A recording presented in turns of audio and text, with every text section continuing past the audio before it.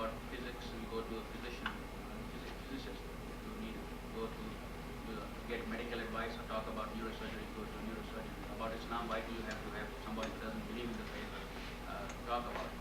And now, since we have Muslims living in the community, we are trying to do it. I just want to make one comment. Since we are trying to bring people together, and the Universalists are really one of the best, if I can say it, among the Christians for the love and brotherliness that you preach amongst other people. My first and only exposure to your group has been through the Cambridge Forum, which I listen as much as I can, and I really enjoy the program. And the thing that I'm concerned about from yesterday's paper, we have about the prayer in the Middle East, and that the lady is locked out of a church in Baghdad. She's locked out because the church has been bombed out, and so she cannot pray. The thing that I'm concerned about, and thank God this war is over, is there are people amongst Christians, and there are groups among Christians and Muslims that will try to make it an inward religion, ethnocentric, try to talk about the differences and try to keep the people apart, if you know what I mean.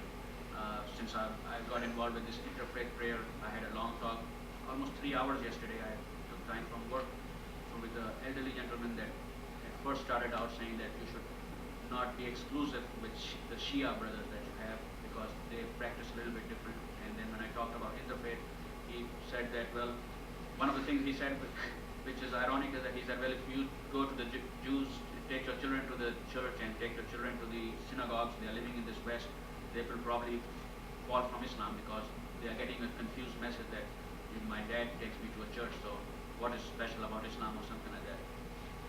And the thing that I'm concerned about is that we vilify Islam, and now that the communist bogey is dead, and we need somebody to fight, and it seems like the Islamic fundamentalism seem to be the next person to go after, who are against the West.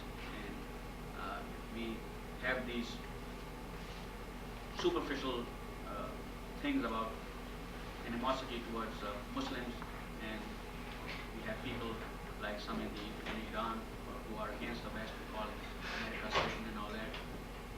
What this might do is, I'm a product of going to a Catholic school in Pakistan.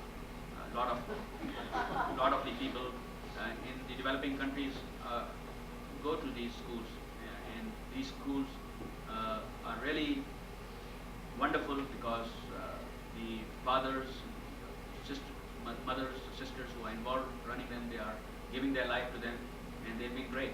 And they bring the people together. They do not teach me Christianity or the Muslims over there. It's not the same concept as over here. But they keep on teaching the Christianity to their people. The churches are open to those people who want to go.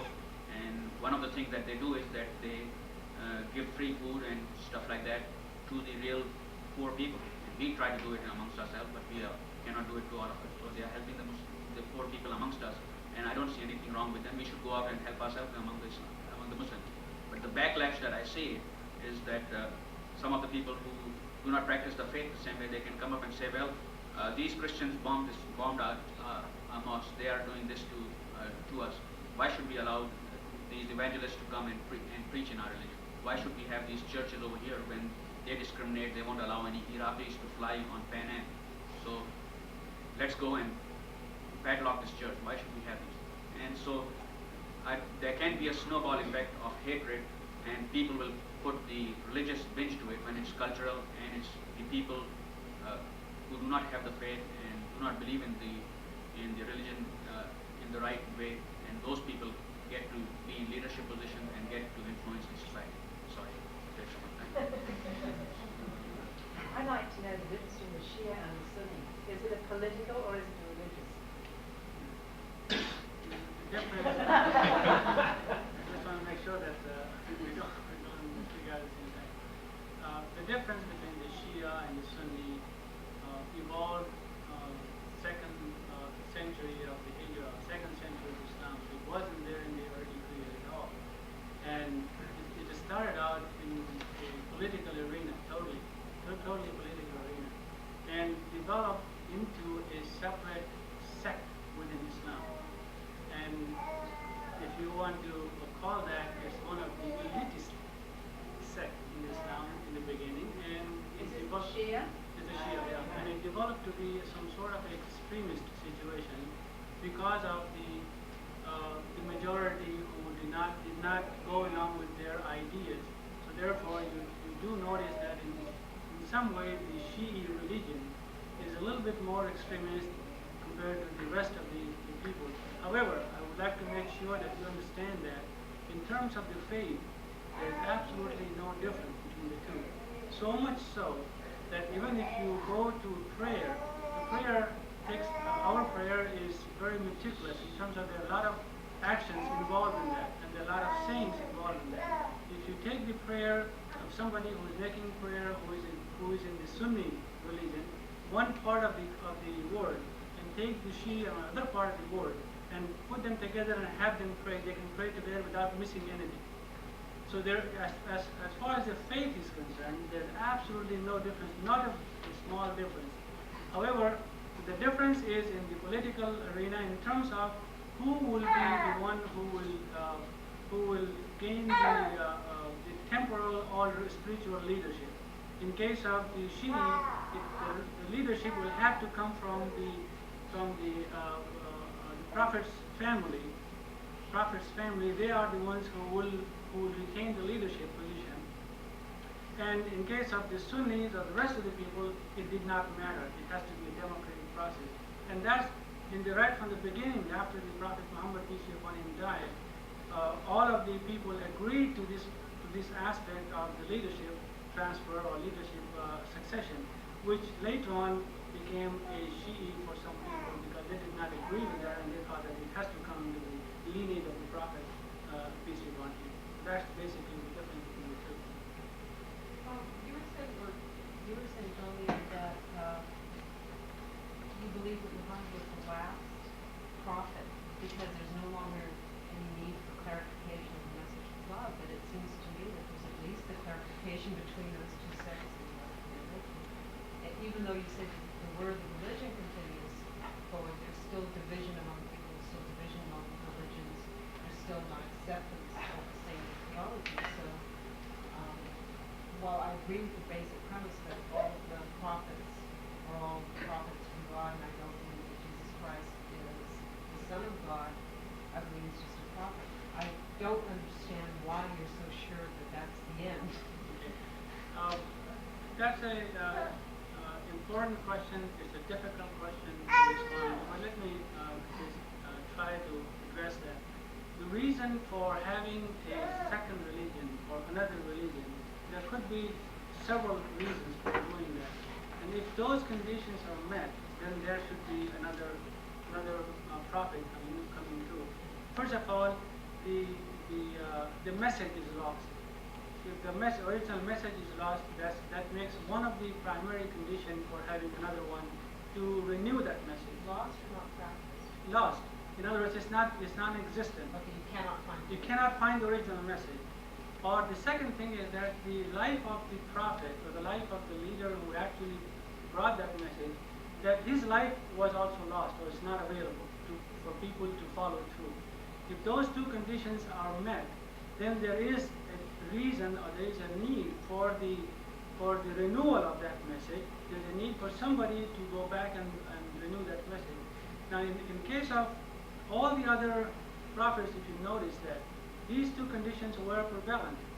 When Moses came in, he brought the Ten Commandments. But long after Moses, there were a series of prophets who came in because the original message of Moses were lost, or were not practiced, or were totally discarded by people. So people came in to renew that message, to affirm that message, and to make sure that it is put into place. Prophet Jesus, peace be upon him, came also for the same reason, that the Jewish people have not been practicing or lost that message or discarded those messages and brought up in a new set of criteria, a new set of messages. That's why Prophet Jesus Christ came in to renew that, to make sure that everything is put into proper place. Same thing happened 600 years later when Prophet Muhammad came in, when there were a lot of things that happened with the Prophet Jesus Christ and his messages, and there was time to renew that.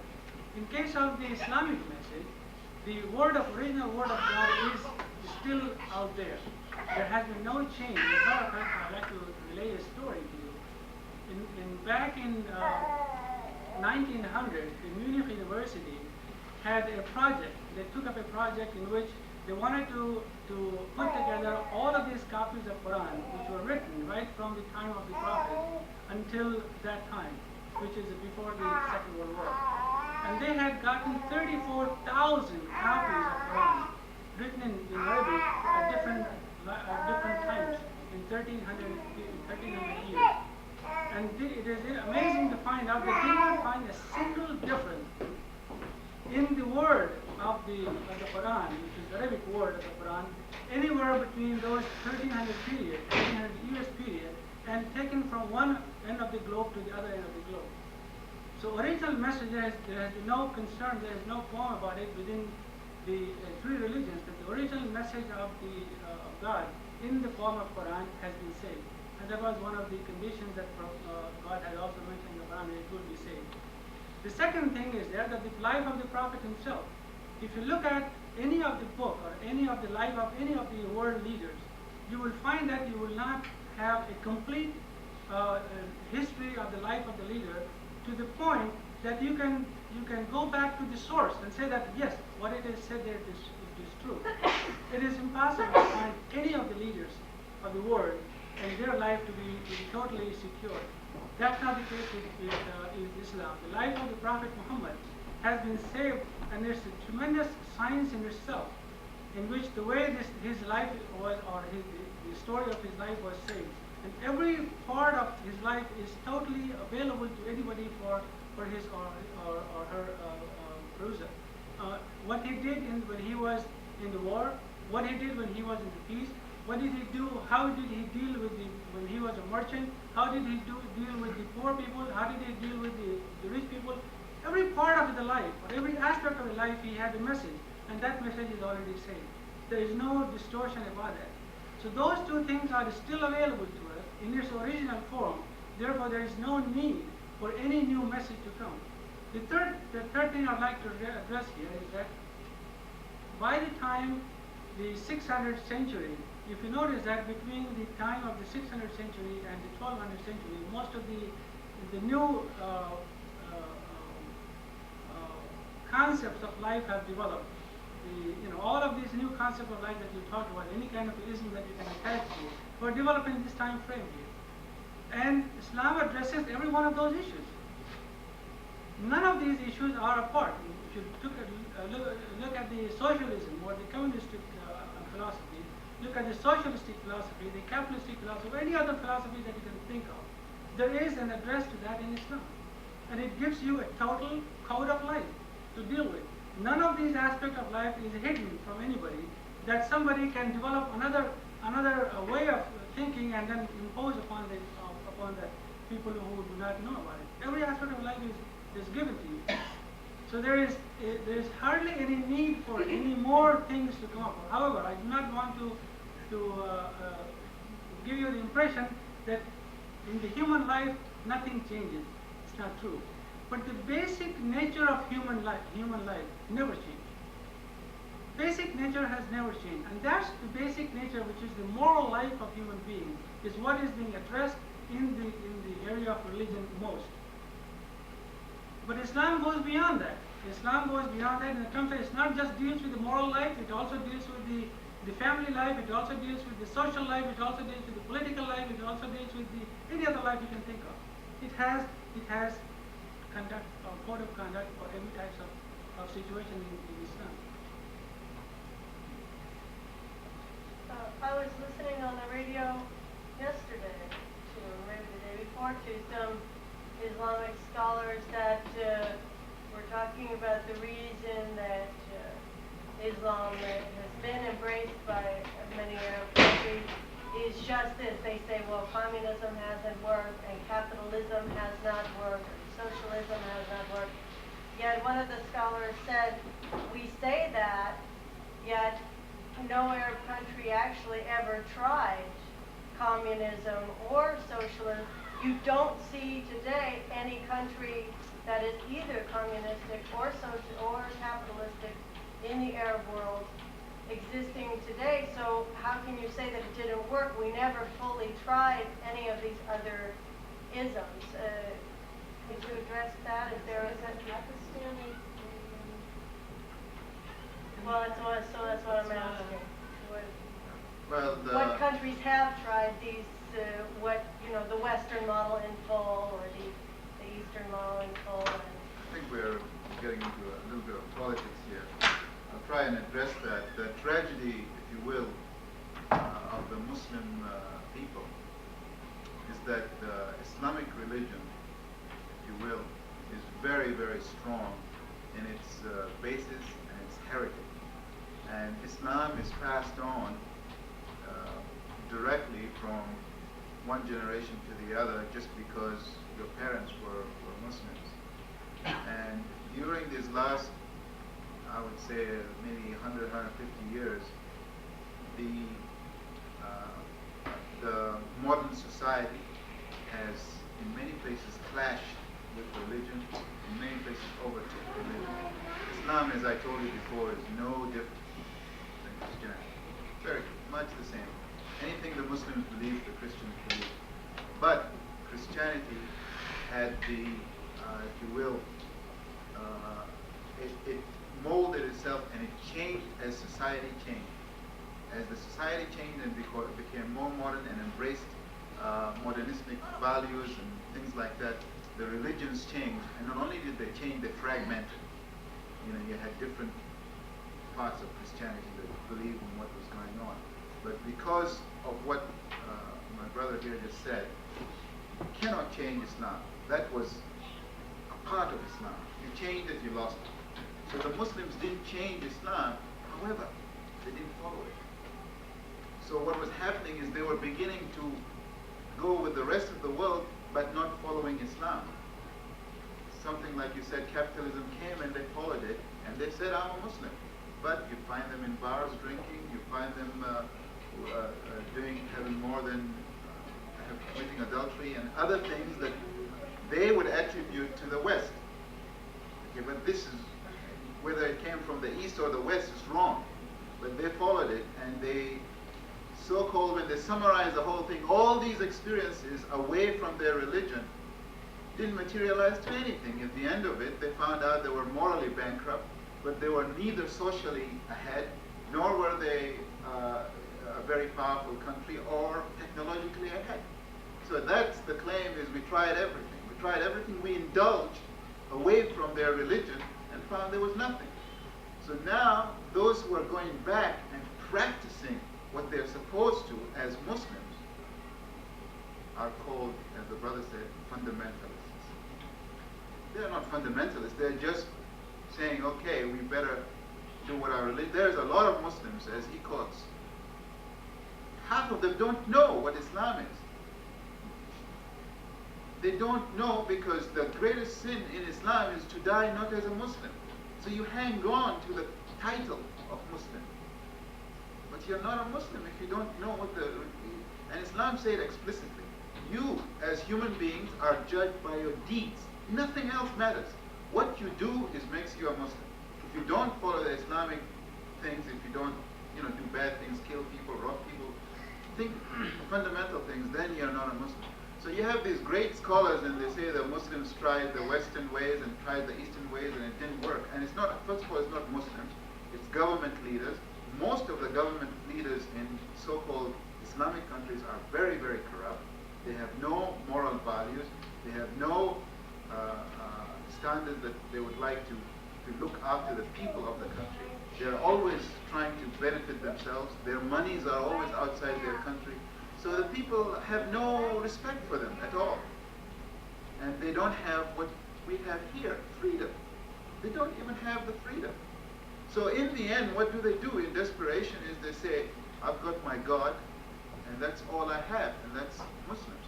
And more of them are realizing that there's nothing else but Islam that they can really hang their hats on, so to speak.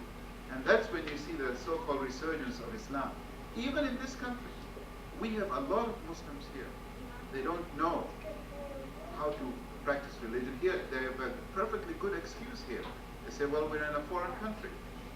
and there are not many Muslims here, and so why should we follow him? And they are led astray. But it's the same thing, and the same thing with Christianity, frankly. You have a born-again Christian. Why? They want to distinguish himself, because somebody else says he's a Christian and does all these bad things. And then how am I going to be a Christian and this is also a Christian? I'm a born-again Christian. I'm really following Christianity. And that's the way, it's the human nature. So you have these, unfortunately, the way societies are run, is you have a group of people that lead the rest of the country, either by carrot or by stick. And nowadays, unfortunately, by propaganda. The carrot is they give them jobs and money and so on, or the stick is they incarcerate them and they lock them up, dissidents and so on. And then you have a blare of propaganda. And then if you don't follow, you get into trouble. And eventually, you know, what is it that you're giving up? It's your soul. Once you've sold that, you're lost. And many people are realizing that you can't do that. And that's the fundamental part of Islam. It says there is no God but Allah. And you cannot, as a human being, submit your will to any other human being. Be he a president, be he anything. So long as he's a human being, you're not allowed to submit your will to him. You can only submit your will to your God, to Allah, whoever your God is. You must only that. You cannot deny yourself responsibility of yourself. Nobody else is going to take care of you. Not your husband, not your son, not your daughter. You are responsible for yourself. That's the way Islam is. Not only are you responsible for yourself, you're responsible for your deeds. Whatever you do wrong, you can't say, oh, because my mother when I was young abused me. That's why I'm like this. That's not allowed. You have total responsibility for yourself and you're accountable for it. Whatever you do, you're going to be punished by Allah for it or rewarded likewise. But the concept of blaming others is not in Islam. And this perpetuates all these problems that we're having now. So in looking at Islam, is a lot of people are beginning, Muslims let's say, not outside of the Muslims, are beginning to realize that, hey, we've been led astray by our own whims and by all these fantastic technological things, as we call them, coming out from the West. And now it's time to go back to Islam. And behold, everybody is saying, fundamentalists are coming. They're going to overrun the world and it's going to be hell. And that's what the fundamentalists are trying to run away from. It's hell. It's trying to do good. So it's politics you can't keep away from it. And people exploit. I was curious whether any of you had experienced any kind of backlash in the course of the war, or the people at the center, or the center has gotten any kind of... Before answering your question, let me quickly say that you have some insight now if you read and if you hear somebody use the word Shiite. That's a new word that has been coined. It basically means that the person is not familiar with the religion. Like the brother was saying, it's either Shia or in the adverb is Shi'i, which is hard to pronounce and write, I guess. That's why they coined this Shiite word. Just like I've heard people say Iraqian, because it's Iraqi people. There's no such thing. I'm from Pakistan and they say Pakistani. So just a similar example is you are a fellowship. I mean, if I said, well, it's a Unitarian friendship, it's not the same thing. And then if you call yourself a fellowship, why should I call you a friendship? And so it's an affront. So I just wanted to let you know, because those people who have lived or have friends with Shia, they will definitely tell them it's such a basic thing, and that they will use the word Shi'i or Shia rather than putting that IGE. And you might correct it, tell the people to correct it if you find that mistake. Quickly answer to that sister, she's just coming back, about not having tried democracy or socialism.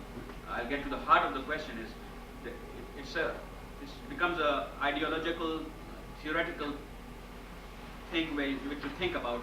There are people here that don't think that this is a capitalist country because you have a minimum wage law, or you have child care available, or you have unemployment compensation that makes it a socialist country.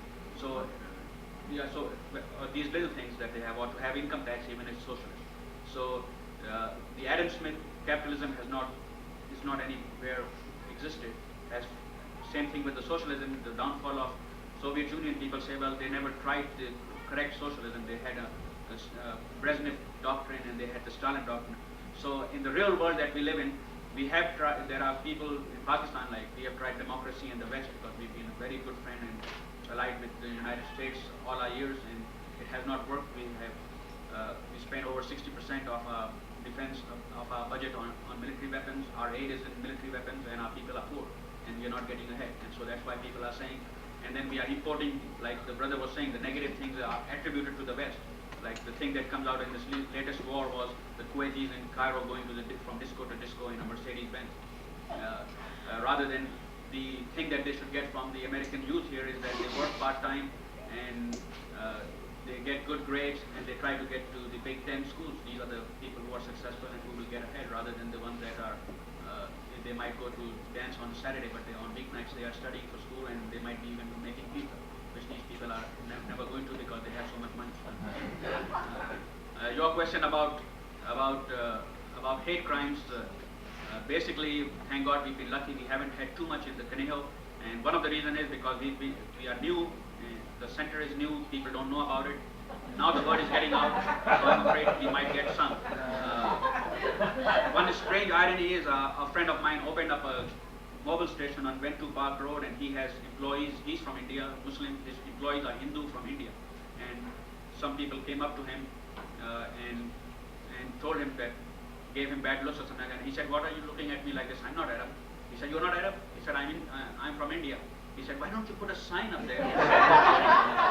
So unfortunately, that's what hatred might come to, is that people will have to say, nobody questioned that we were going to have a talk about Arabism and Islamic influence or something like that. There's no Arab amongst the three panelists. And it just says, Palestinian, Islam, Arab, they are kind of intermingled, because like the story says, there are Arabs who are Christians. But in general, when you talk about Arabs, you talk about Muslims, but it's not said that way. In the stories, you'll see one side they'll say that some Jewish settlers had problems with Palestinians. So in one equation you are talking about Jewish people, on the other you are talking about Palestinians, which you would assume are Muslims, but there are some, George Habash, there are some 10% that are Christians. So this is the unfairness of the media. That's one of the reasons I really appreciate your coming, giving us the opportunity to talk, and I hope that this is just the beginning of a long series of talks. And I want to take this opportunity to thank those that I see over here that were with me on Thousand Oaks Boulevard and Moore Park trying to denounce the war, because as you can see, we might have had a nice military victory, but if we can live in peace and get the seeds of friendship and love spread out rather than these weapons of war and destruction and bloodshed, I think we will be doing both. Christ will be really happy with what we did, and our Prophet sallallahu alaihi wasallam, I think he will be happy with that we have indeed carried out the mission that these great people had come up with. Thank you very much. Amen.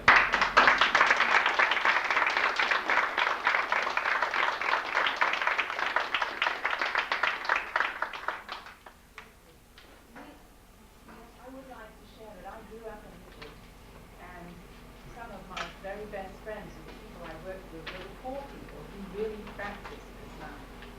And I went to boarding school, and there was a tremendous difference between the poor and the rich in Egypt. The British were exploiting, with the assistance of people like Peru, and everything you said about colonialism is, I can bear it out. I mean, the poor were the kindest people, the people I worked with, the poor office boys, they practiced Islam. You could feel it.